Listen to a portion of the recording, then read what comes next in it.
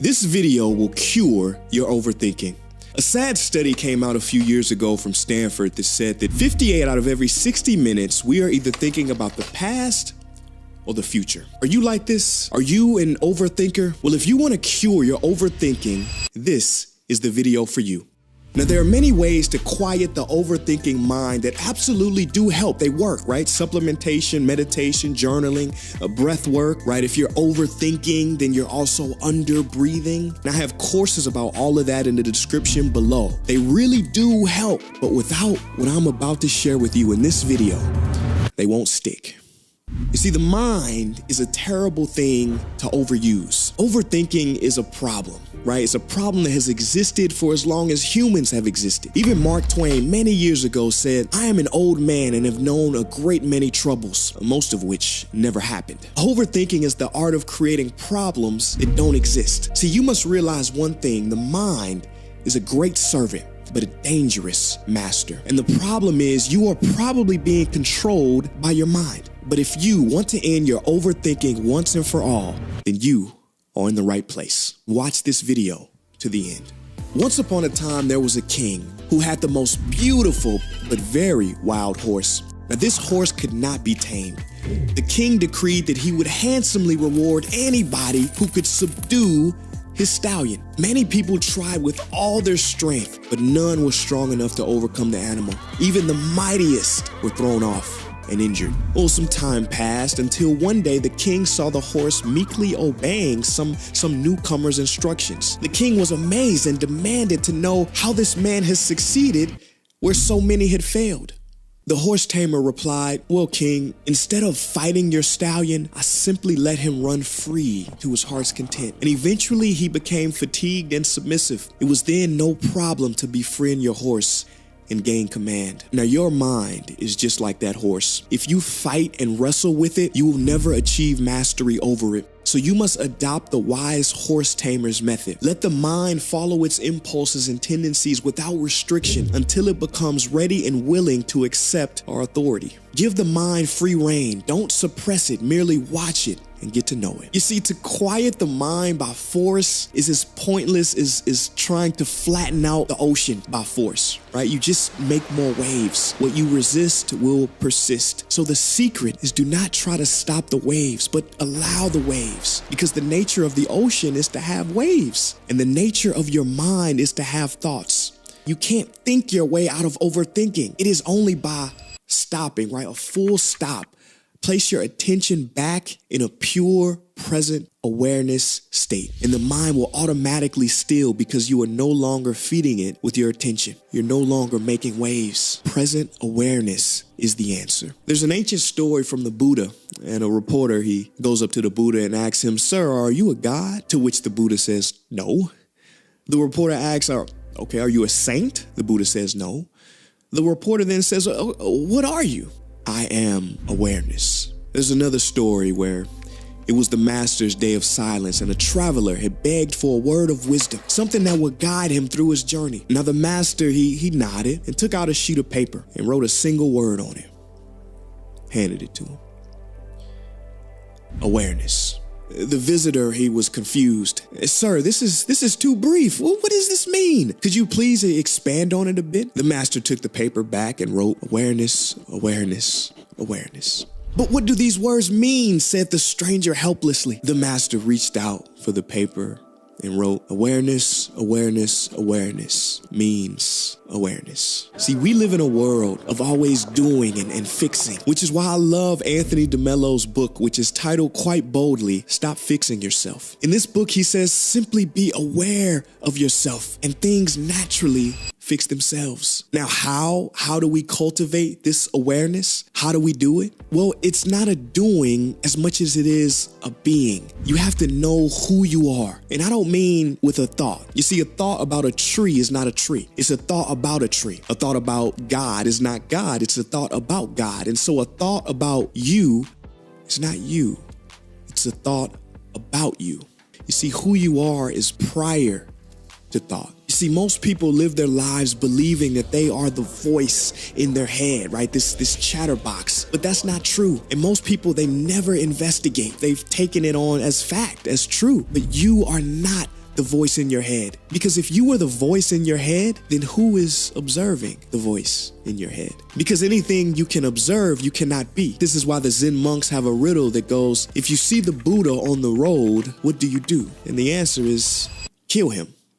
Because if the Buddha is anything observable or outside of you, it is not you. It is an illusion. It is not truth. In order to tame the monkey mind or the elephant of our mind, we must simply watch it from the standpoint of awareness as consciousness. And here's the important part. You must watch the good thoughts and the bad thoughts, right? The good thoughts especially, they are seductive, right? They can trap you, right? What starts off as nectar can eventually become poison. So watch both, because none of them are you. Who you are is the pure witness before a thought, because you observe the coming and going of all thoughts. So you must be prior to thoughts. There's a story that comes from the Indian sage Ramana Maharshi. Many years ago, there was a traveler who had taken about 3 flights to India. To get to India, he had to go up a mountain, and he finally found this man, this guru named Ramana Maharshi. And so after a few weeks, he finally gets a chance to sit with Ramana Maharshi and talk to him. When he sits with him, he asks him, he says, Ramana,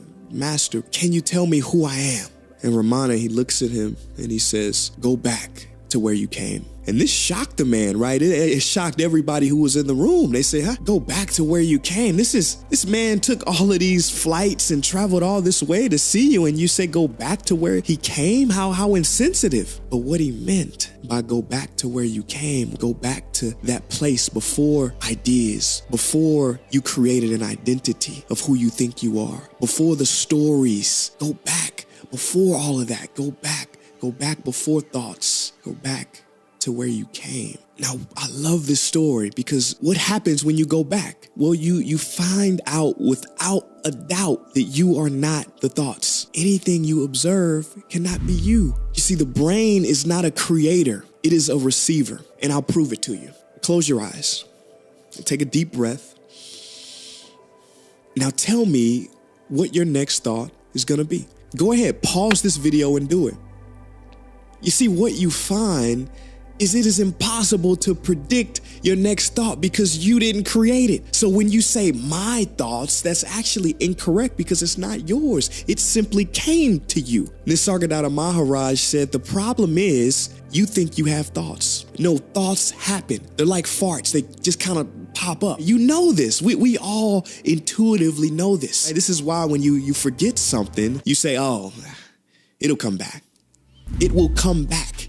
Right? You know you're not creating it, you are receiving it. A close disciple of Ramana Maharshi said, whatever kind of thought arises, have the same reaction. Not me, not my business. It can be a good thought or bad thought. Treat them the same way. I love the analogy of the moon. See, the moon appears to give off its own light, but upon investigation, you find out that the moon has no light of its own. The sun is the source which gives it its power. And just like that, the mind appears to give off its own energy, but it gets its power from consciousness. Some call it the self. The mind appears to be in control, but you oxygenate it. You give your mind life with your attention. One of the most powerful techniques is a phrase from Ramana Maharshi. He says, ask yourself, to whom do these thoughts come to? To whom do these thoughts come to? I sat for weeks, months doing this, asking myself, to whom do these thoughts come to? After many weeks, after many months, the question itself, it seemed to disappear. And I was simply present.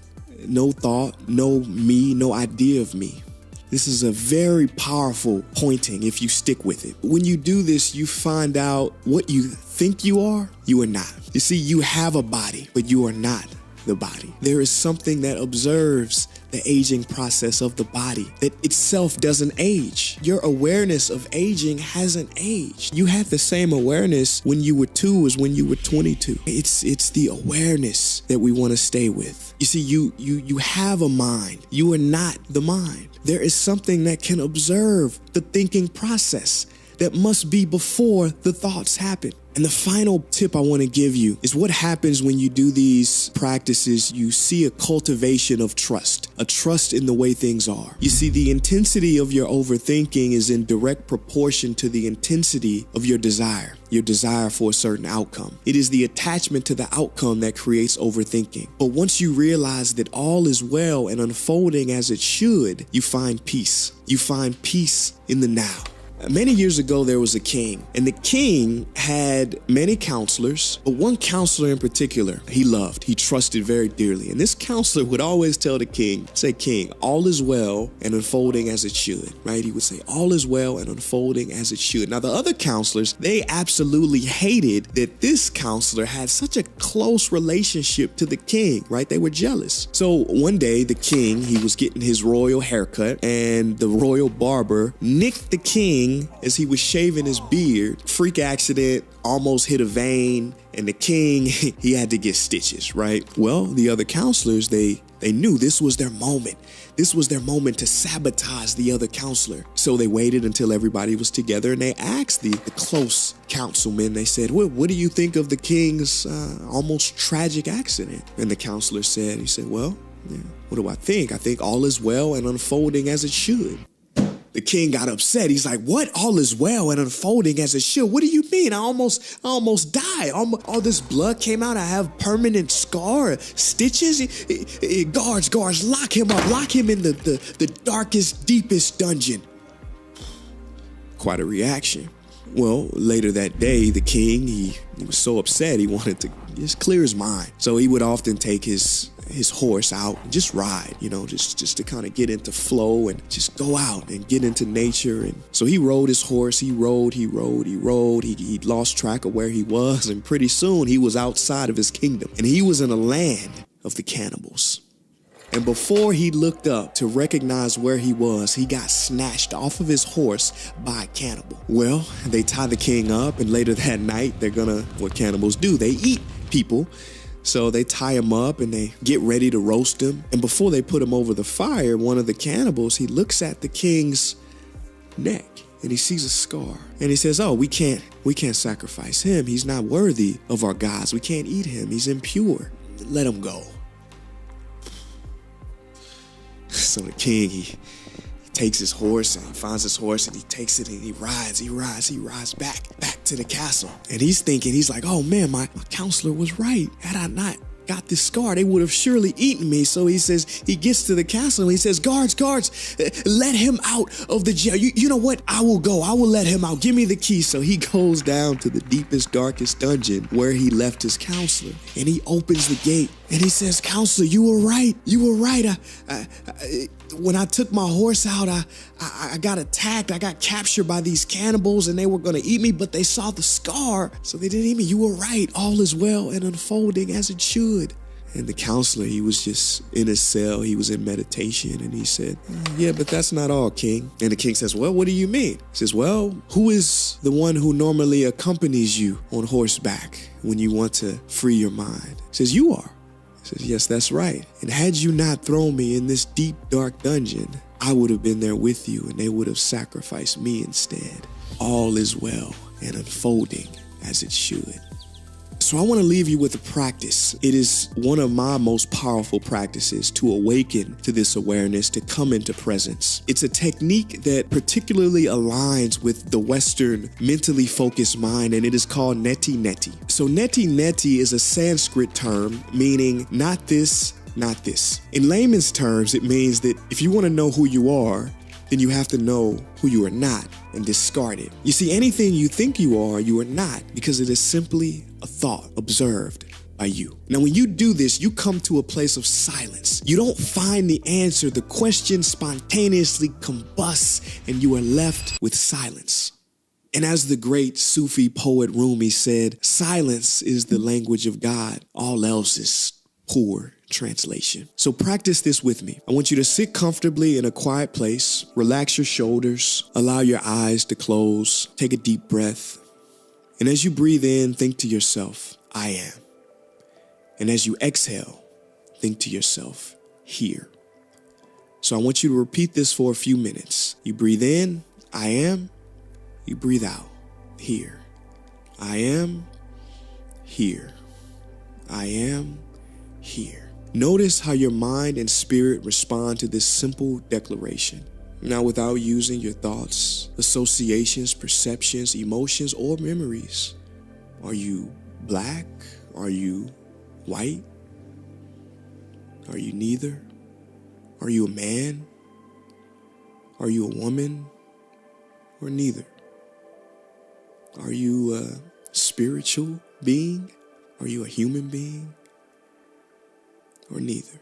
Start observing the voice in your head, going on, blah, blah, blah, speaking without your permission. Do not feed into these thoughts and do not reject them. Simply observe them. Come to a state of relaxed nowness, the feeling of beingness. Simply become the pure observer, the witness, the background, without trying to change anything. Do not even try to translate your thoughts into words. Just stay in the silence. The space by which sensations flow, your birthright.